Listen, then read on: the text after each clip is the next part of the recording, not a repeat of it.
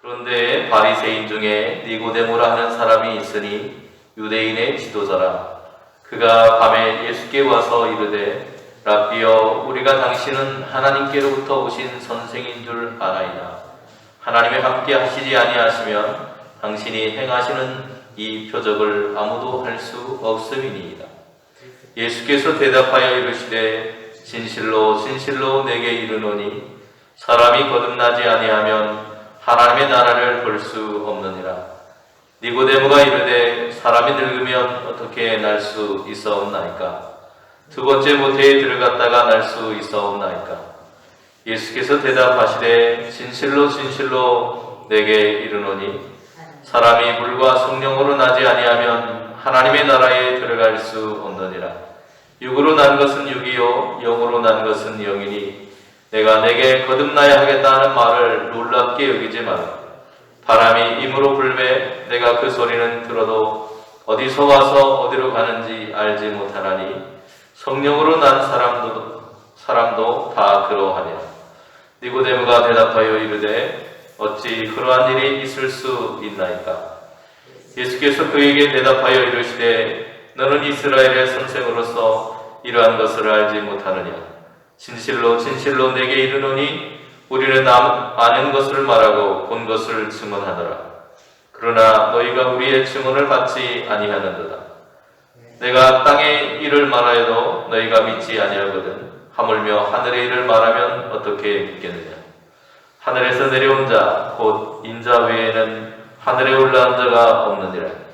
모세가 광야에서 뱀을 든 것 같이 인자도 들려야 하리니 이는 그를 믿는 자마다 영생을 얻게 하려 하심이니라.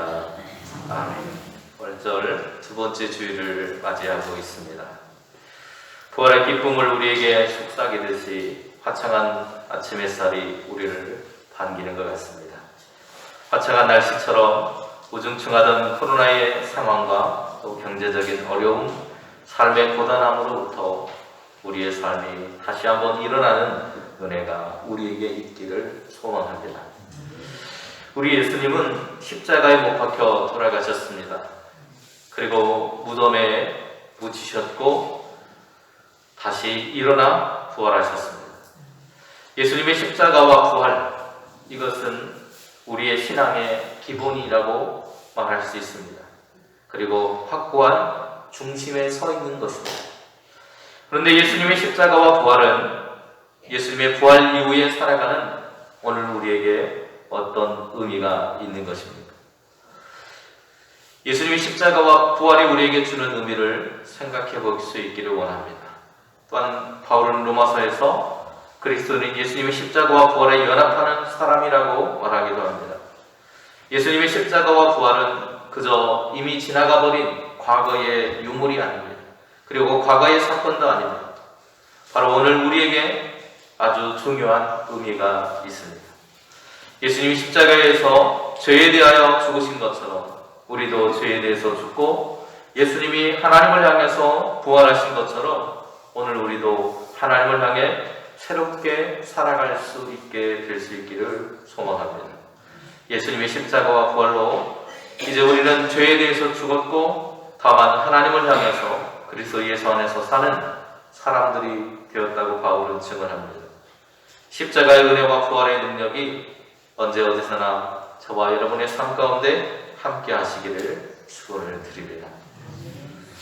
오늘 본문을 보시면 표적을 쫓아온 한 사람에 대한 이야기가 나오는데요.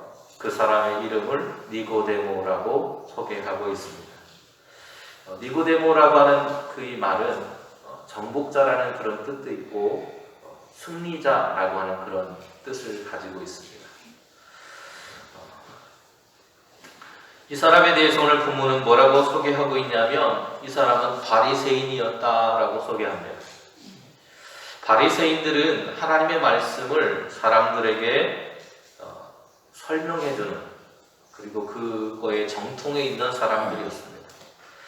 그래서 율법에 정통하고 또 그것을 사람들에게 설명해 줄 수 있을 만큼 성경에 관한 지식이 많은 사람들이었습니다. 다시 말하면 니고데모라고 하는 사람도 바리새인이었다라고 하는 그런 말을 통해서 그가 하나님의 말씀에 열심 있는 사람이었다는 것을 단적으로 알 수 있어요.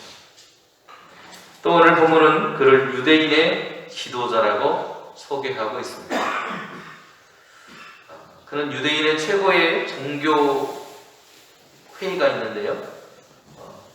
우리 교회에 당회가 있고 또 공동회가 있고 이런 회의가 있는 것처럼 또 대통령이 정책을 운영하려면 국무회의라고 하는 걸 하잖아요. 그리고 국회의원들이 함께 그 일을 돕는 것을 볼 수가 있습니다. 그것처럼 로마의 통치 속에서 살아가고 있지만 유대인들도 유대인들 나름대로 자기들만의 기구가 있었어요. 그래서 백성들의 문제들을 재판하기도 하고 해결해 주기도 했습니다. 그 최고의 종교 회의 기관, 이것을 우리가 산헤드린이라고 이렇게 부르게 되는데요. 거기에는 고위 사제들도 있었고 율법학자들도 있었고 또 백성의 그러한 지도자들, 원로들도 있었고 여러 가지 직업을 가진 사람들이 그곳에 속해 있었습니다. 그런 사람들이 71명의 사람들이 모여서 산헤드린이라고 하는 그런 회의를 만들었고 그리고 유대인들의 문제들을 해결해 주었습니다. 니고데모는 바로 그 일원이었다라고 하는 거죠. 상당히 지위적으로도 고위에 있는 사람이었다는 것을 알 수 있습니다.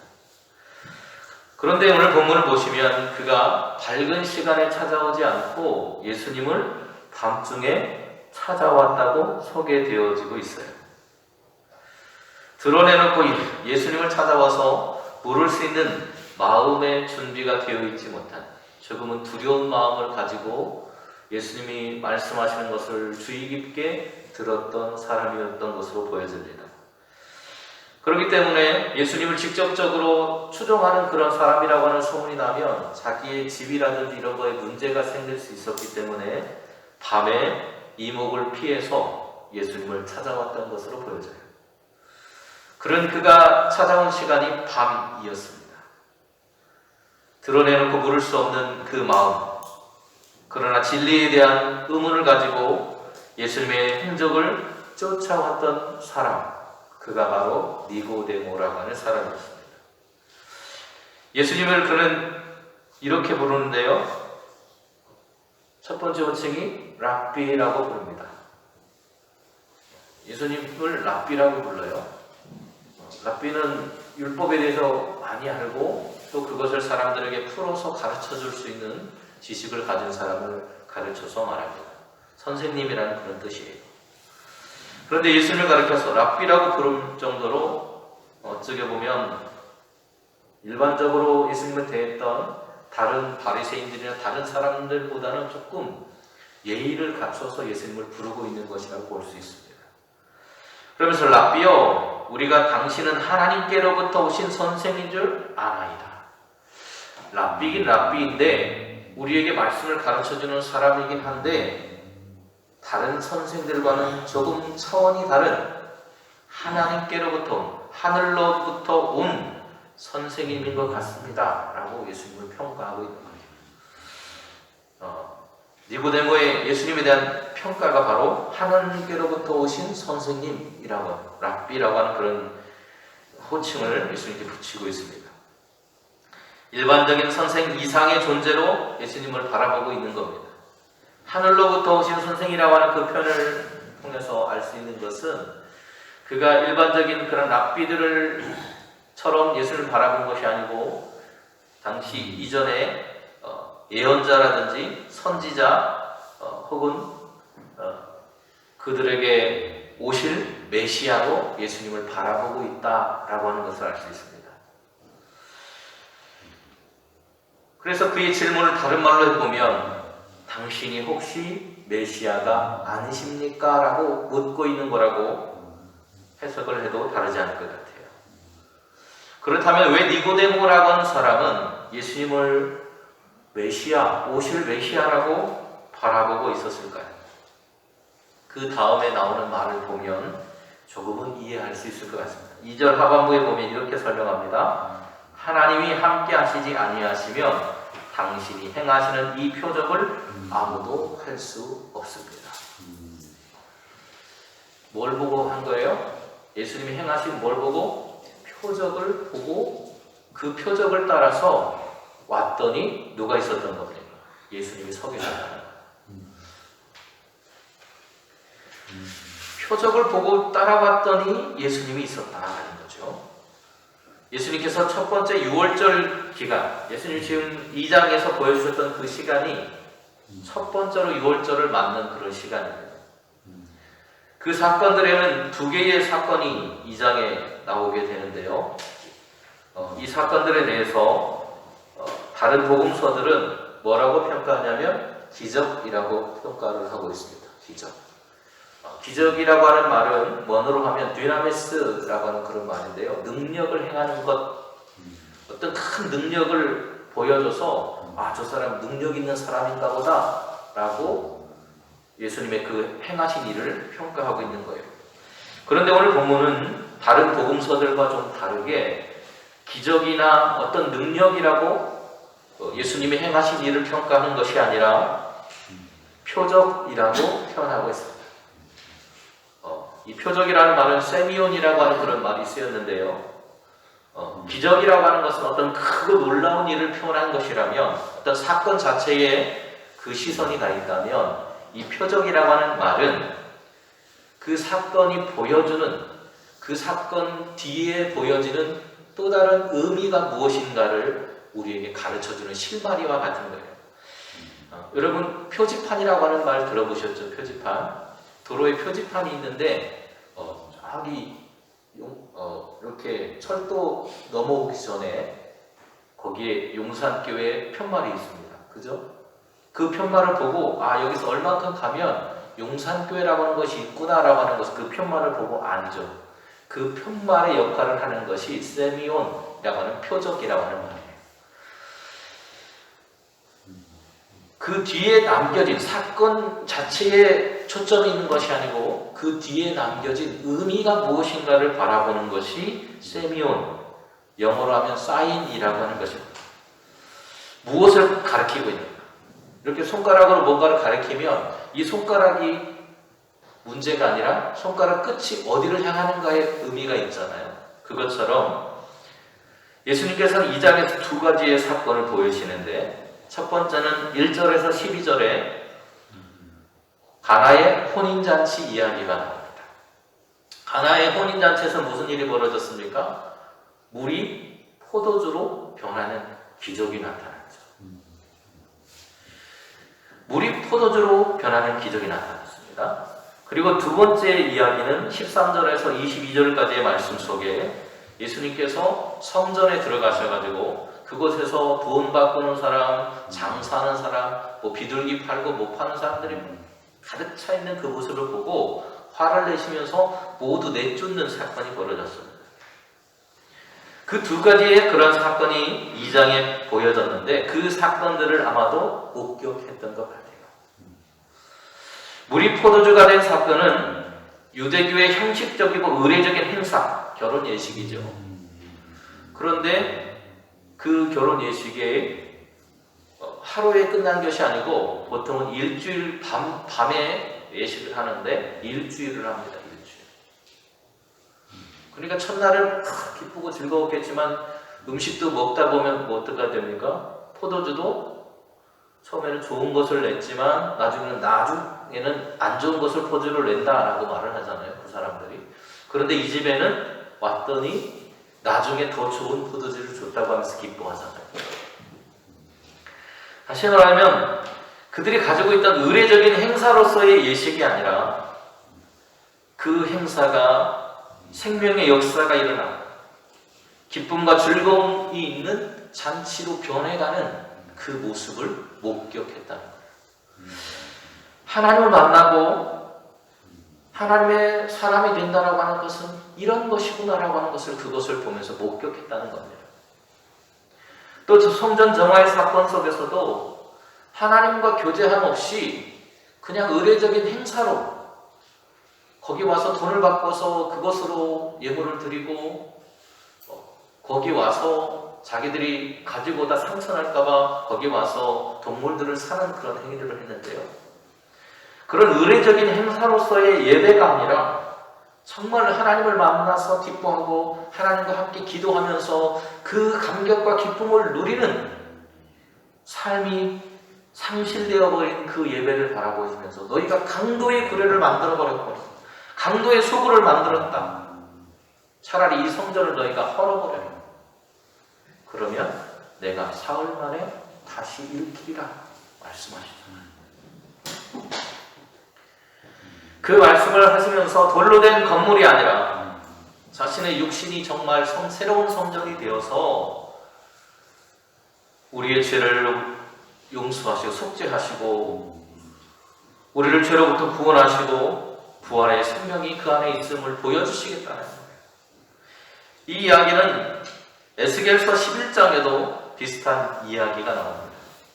에스겔서 11장에서도 바벨론의 포로로 끌려간 이스라엘 백성들이 절망 가운데 눈물 흘리면서 탄식하고 괴로워하고 있는 삶을 보내고 있었습니다. 그런데 하나님께서 성소를 보여주시면서 내가 진정으로 너희에게 성소가 되어주겠다고 말씀하시고 그들의 삶이 회복될 것을 약속하시는 이야기가 에스겔서 11장에 나오고 있습니다. 바로 같은 이야기, 맥락의 이야기를 들려주고 있다는 거예요.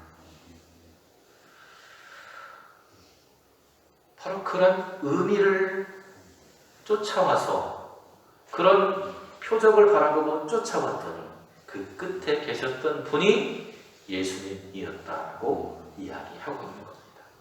그래서 니고데모는 그곳에서 예수님을 만나고 있고 그 예수님에게 그렇다면 영생이라고 하는 것은 어떻게 얻느냐고 묻고 있는 거예요. 이 사람은 하나님의 그런 하늘로부터 하나님께로부터 온 선생님으로부터 내가 당신의 표적을 내가 보고 여기까지 왔는데 다른 사람들은 아무도 그것을 할 수 없는 것처럼 여겼습니다. 그래서 내가 여기 왔습니다라고 말을 하니까 예수님이 뭐라고 말씀하시냐면 3절에 이렇게 말씀하십니다. 진실로 예수께서 대답하여 이르시되 진실로 진실로 내게 이르노니 사람이 거듭나지 아니하면 하나님의 나라를 볼 수 없느니라. 좀 동문서답 같은 이야기를 해요. 표적을 쫓아와서 예수님을 만난 이 니고데모에게 거듭나야 된다는 이야기를 합니다. 진리에 목말라 있었고 그런 니고데모를 향해서 아니 어쩌면 죽어있는 삶이 죽어있는 인생 니고데모를 향해서 생명을 얻을 수 있는 길은 이것이라고 예수님은 제시하고 있는 거예요. 그 생명을 얻을 수 있는 길을 뭐라고 말씀하셨냐면 거듭나는 것이라고 말씀합니다. 니고데모는요 예수님이 행하신 그 일들을 보면서 놀라운 경험들을 했어요. 자기가 지금까지 경험해보지 못한 새로운 경험을 했는데 그러나 아직 그 경험을 했지만 거듭나는 것까지는 알지 못했던 것 같아요. 예수님께서 말씀하신 이 새로워지는 경험은 어떻게 얻는 것인지 몰라서 그는 이해할 수 없어서 다시 예수님께 질문합니다. 사람이 나이가 들고 늙으면 어떻게 다시 날 수 있습니까? 또다시 엄마의 뱃속으로 들어갔다가 다시 태어나야 되는 것입니까? 이것이 4절의 질문이에요. 그랬더니 예수님이 이렇게 대답하십니다. 사람이 물과 성령으로 나지 아니하면 하나님의 나라에 들어갈 수 없다. 처음에는 거듭나야만 하나님의 나라를 볼 수 있다고 하시더니 이제는 그 나라에 들어가려면 물과 성령으로 거듭나야 된다고 말하고 있어요.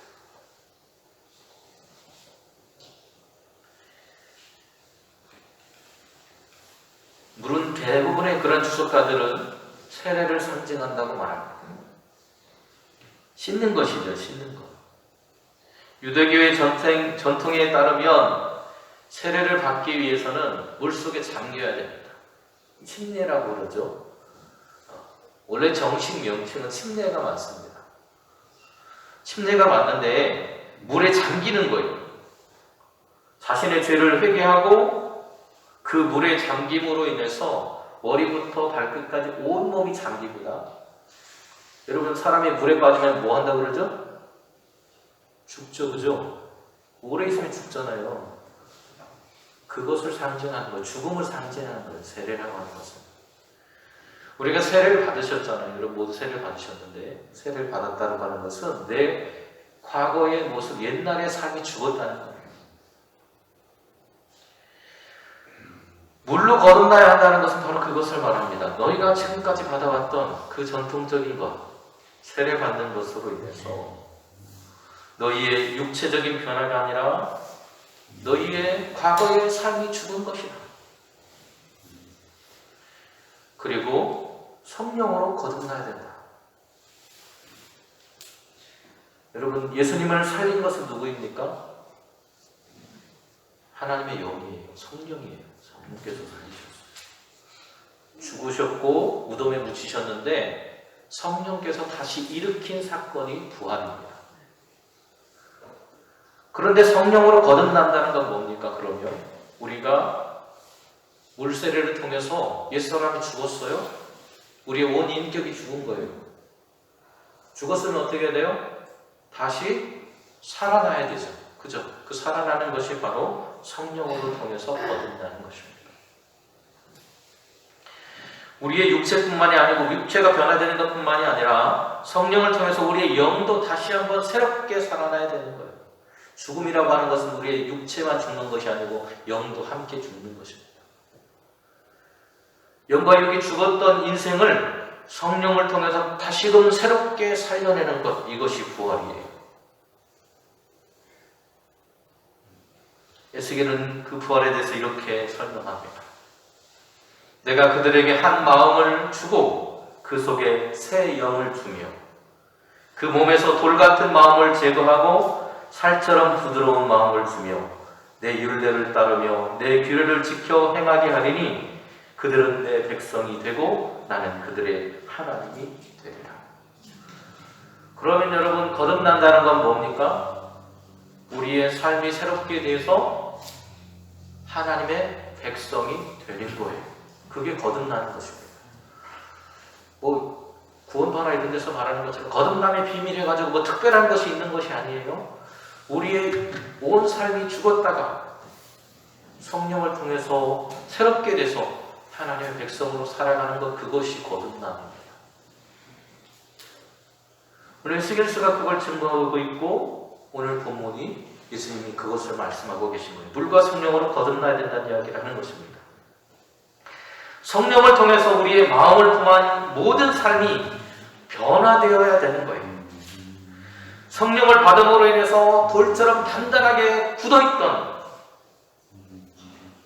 포로의 삶으로 잡혀가 있던 에스겔의 그 시대의 이스라엘 백성들이 그들의 마음을 새롭게 하고 하나님을 찾는 운동을 시작했던 거죠.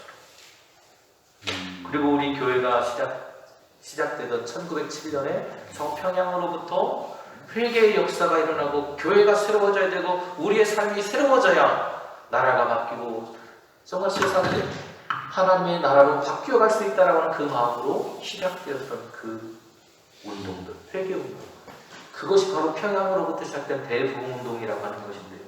바로 그 대부흥의 물결 속에 세워진 교회가 우리 교회잖아요. 그런 마음, 그런 삶의 변화를 경험하도록 하시는 것이 하나님의 역사였다는 것. 교만해질 때는 그들의 마음, 그들의 마음이 교만된 이유는요, 단 한 가지예요. 하나님을 떠나서 살았다는 것. 하나님과 헤어져서 멀어져 있는 우리의 삶 자체가 교만이에요.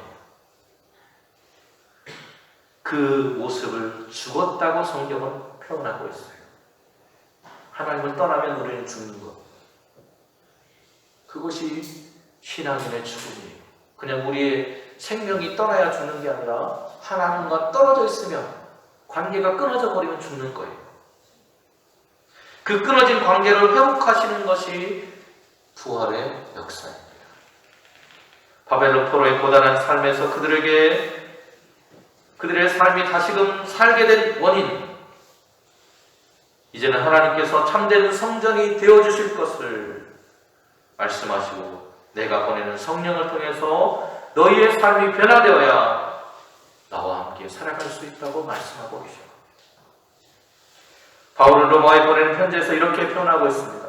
그리스도 예수 합하여 세례를 받은 우리는 그의 죽으심과 합하여 세례를 받은 줄을 알지 못하며 그러므로 우리가 그의 죽으심과 합하여 세례를 받음으로 그와 함께 장사되었나니 이는 아버지의 영광으로 말미암아 그리스도를 죽은 자 가운데서 살리신 것 같이 우리를 또한 새 생명 가운데서 행하게 하려 하십니다.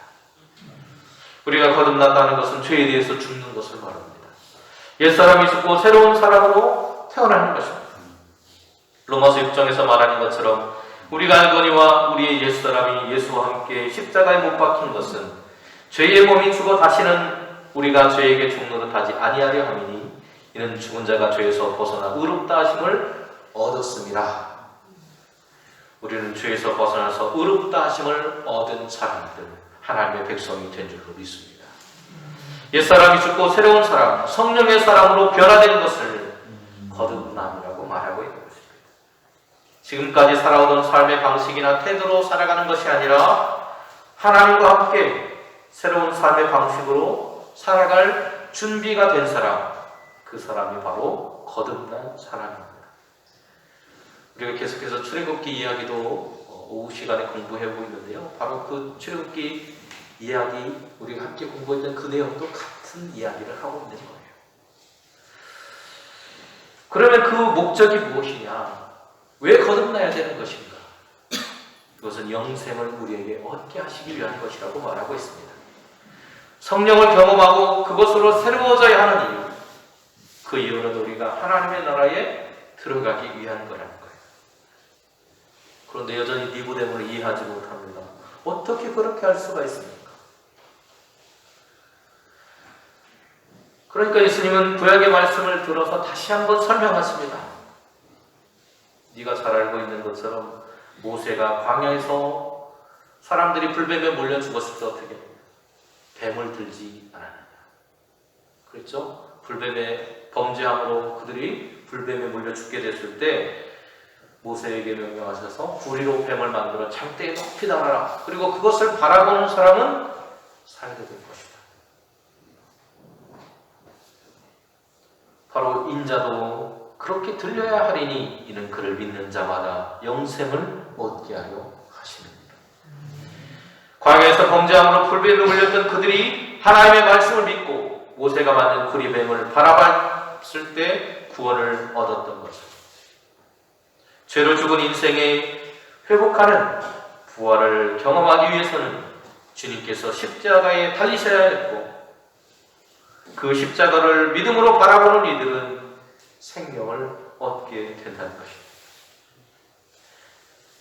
생명을 얻는다는 것은 하나님과의 관계가 회복되는 것을 말합니다. 그것을 다른 말로 하면 영생을 얻는 것입니다. 왜냐하면 영생이신 하나님이시기 때문에 그 영생이신 하나님과의 관계를 회복하는 것이 영생입니다. 모세의 불뱀 사건에 대해서 바울은 이렇게 설명하고 있습니다. 그가 죽으심은 죄에 대하여 단번에 죽으심이요 그가 살아계심은 하나님께 대하여 살아계심이니 이와 같이 너희도 너희 자신을 죄에 대하여는 죽은 자요 그리스도 예수 안에서 하나님께 대하여는 살아있는 자로 여길지어다. 죄가 주장하는 삶이 아닌 하나님과 관계가 회복되어지고 하나님의 백성으로 살아가는 길, 그 길은 예수 그리스도를 통해서 우리에게 주어진 길입니다. 세상을 향해 있던 우리의 마음이 하나님께로 향하는 것으로부터 우리는 영생의 길을 얻게 될 수 있습니다. 그 길로 우리를 인도하시기 위해 주님은 십자가를 지셨고 그 십자가를 지심으로 우리의 죄를 속죄하셨습니다. 그리고 우리를 대신해서 십자가에 죽으셔서 땅에 묻히셨다가 그 땅의 어두운 죽음의 권세마저도 예수님을 이길 수 없으셔서 성령께서 예수님을 일으켜 세우신 사건, 그것을 우리는 부활이라고 말합니다. 그 부활을 통해 우리는 영원한 생명이 예수님을 통해서 우리에게도 주어졌다는 것을 경험하게 되는 것입니다. 니고데모의 모습은 곧 우리의 모습입니다. 여전히 우리는 믿음을 가진 사람처럼 살아가지만 어쩌면 기적만을 바라보았던 니고데모와 다른 사람들처럼 여전히 기적을 바라며 살아가고 있는 것은 아닌지 모르겠습니다. 오늘도 우리의 삶은 기적을 쫓는 삶이 아니라 영생의 길 되시는 예수 그리스도를 쫓는 인생이 될 수 있기를 소망합니다. 그 예수 그리스도를 통해서 영원한 생명이신 하나님을 알고 그 하나님의 말씀을 따라 살아감으로 인해서 죄된 인생으로가 아니라 하나님께서 다스리시는 하나님의 나라에서 살아가는 삶이 될 수 있기를 소원합니다. 로마서 6장은 우리에게 이렇게 말합니다. 또한 너희 지체를 불의의 모기로 죄에게 내두지 말고 오직 너희 자신을 죽은 자 가운데서 다시 살아난 자 같이 하나님께 드리라. 너희 지체를 의의 모기로 하나님께 드리라. 죄가 너희를 주장하지 못하리니 이는 너희가 법 아래 있지 아니하고 은혜 아래 있습니다.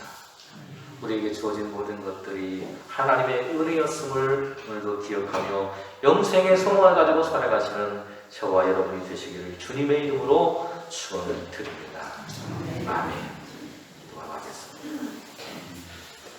우리를 사랑하시는 하나님, 우리를 사랑하셨기에 죄와 허물로 죽은 우리를 대신해서 우리의 죄를 대속하기 위해 예수님을 보내주셨습니다.